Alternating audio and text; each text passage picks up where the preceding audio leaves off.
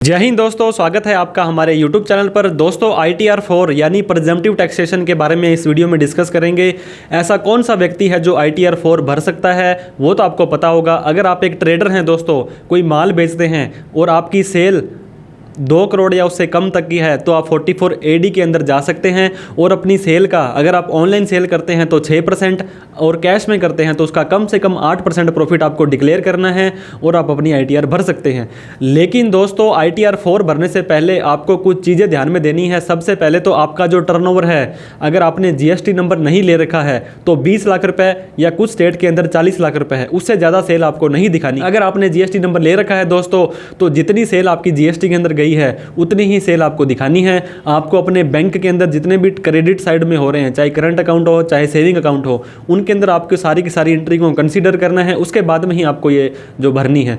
दोस्तों मैंने देखा है कि बहुत सारे लोग हैं ITR 4 भर देते हैं, चाहे उनके ऊपर एप्लीकेबल ही नहीं हो रही है। ITR 4 के अंदर 44 AD जो कि सेल के लिए और 44 ADA जो कि प्रोफेशनल के लिए हैं, जिनको अपनी रिसीट का, अपनी प्राप्तियों का 50% नेट प्रॉफिट दिखाना पड़ता है, जैसे CA, डॉक्टर, जो भी इंजीनियर हो गए, आर्किटेक्चर हो गए, इस तरह से। तो दोस्तों दोनों ही चीज़ों में आपको ध्यान देना है कि आपके ऊपर एप्लीकेबल होती है या नहीं। तो 44 AD अगर आप अपनी सेल का 8 या 6% प्रॉफिट दिखाना चाहते हैं तो, और आप इन कैटेगरी के अंदर फॉल करते हैं जो अब अभी हम आपको बताने वाले हैं, अगर इनमें से कोई भी बिजनेस करते हैं तो आप ITR 4 बिल्कुल भूलकर भी ना भरें। 4 भरनी है या तो आप ITR 3 भरें या आपको 44 ADA 50% के अंदर भरें। दोस्तों 10 लाख रुपए का आपको अगर रिसीट आई और आप 8% में जाना चाहते हैं तो 80,000 रुपए का प्रॉफिट दिखाएंगे। और वहीं पर दोस्तों अगर 44 AD की जगह 44 ADA में जाना चाहते थे, अगर आपके ऊपर एप्लीकेबल होता था तो आपको 5 लाख रुपए का प्रॉफिट दिखाना पड़ता था। तो कितना डिफरेंस आ गया, कहां पे 8%, कहां पे 50%। तो इसीलिए आपको ध्यान देना है इन बिजनेस के अंदर 44 AD के अंदर आपको अपनी ITR नहीं भर। सबसे पहले दोस्तों मैं आपको बिजनेस कोड बता दूंगा और सब सेक्टर का नाम बता दूंगा। सबसे पहले बिजनेस कोड 9005 है आपका, जो कि जनरल कमीशन एजेंट की बात करता है। अगर आप कहीं पे कमीशन की इनकम कमाते हैं, एजेंट हैं आप, अगर आप एक ब्रोकर हैं दोस्तों, जैसे हमने देखा होगा जो आड़त वगैरह का धान मंडी के अंदर काम करते हैं, जो कोई भी कमीशन की इनकम कमाते हैं, तो उन्हें ITR 4 44 AD के अंदर नहीं भरनी है।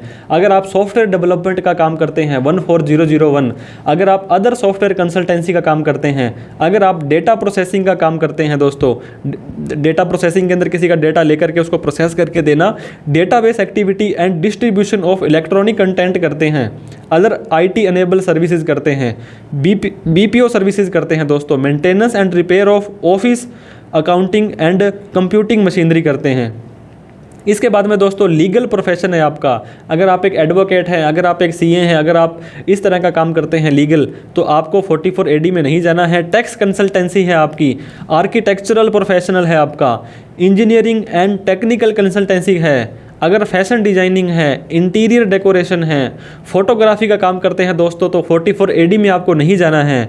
फोटोग्राफी के बाद में business and management consultancy activity करते हैं, सेक्रेटरियल एक्टिविटी करते हैं, मेडिकल प्रोफेशन है, फिल्म आर्टिस्ट हैं, जनरल हॉस्पिटल हैं दोस्तों, speciality and super speciality hospital हैं, नर्सिंग होम है, डायग्नोस्टिक सेंटर हैं, पैथोलॉजिकल लेबोरेटरी है, मेडिकल क्लिनिक्स हैं, डेंटल प्रैक्टिस हैं, आयुर्वेदा प्रैक्टिस है, यूनानी प्रैक्टिस है, होम्योपैथिक प्रैक्टिस है, नर्सेज, साइकोलोथेरेपिस्ट और अदर पैरामेडिकल प्रैक्टिशनर हैं, वेटनरी हॉस्पिटल एंड प्रैक्टिस हैं, मेडिकल एजुकेशन है, मेडिकल रिसर्च है, practice of other alternative medicine है, अदर हेल्थ केयर सर्विसेज हैं, इंडिविजुअल आर्टिस्ट एक्सक्लूडिंग ऑथर्स। इसके बाद में दोस्तों लिटरेरी एक्टिविटी हैं, अदर कल्चरल एक्टिविटी हैं। तो इन बताई गई सभी एक्टिविटी में से दोस्तों अगर आप फॉल करते हैं तो आप अपनी नेट रिसीट का 8 या 6% नेट प्रॉफिट नहीं दिखा सकते हैं। या तो आपको 44 ADA के अंदर 50% में जाना पड़ेगा अगर एप्लीकेबल होता है तो, अदरवाइज ITR 3 भरनी पड़ेगी। आपके ऊपर ऑडिट एप्लीकेबल होती है तो आपको ऑडिट भी करवानी पड़ेगी। तो दोस्तों ITR का फॉर्म अच्छे से सेलेक्ट करना है, कौन सी इनकम पर कौन सा फॉर्म जाता है और क्या इनकम कौन से फॉर्म में दिखानी है, वो प्रॉपर ध्यान से देकर ही भरें, क्योंकि डिपार्टमेंट बहुत स्ट्रिक्ट हो गया है। छोटी छोटी बातों को नोट किया जाता है और आपको नोटिस आ सकता है। तो दोस्तों आशा करता हूं 44 AD किन लोगों को नहीं भरनी है, किन लोगों को भरनी है, आपका डाउट क्लियर हो गया होगा। फिर भी कोई डाउट क्वेरी क्वेश्चन हो तो कमेंट बॉक्स में कमेंट कर सकते हैं, हम उसका रिप्लाई करने की कोशिश करेंगे। वीडियो अच्छी लगी हो तो लाइक करें, अभी तक हमें सब्सक्राइब नहीं किया है तो सब्सक्राइब कर बेल आइकन जरूर दबा दें, ताकि इस तरह की इन्फॉर्मेटिव वीडियो आपको मिलती रहे और हमारा हौसला भी बढ़ जाए। थैंक यू सो मच दोस्तों, जय हिंद, जय भारत।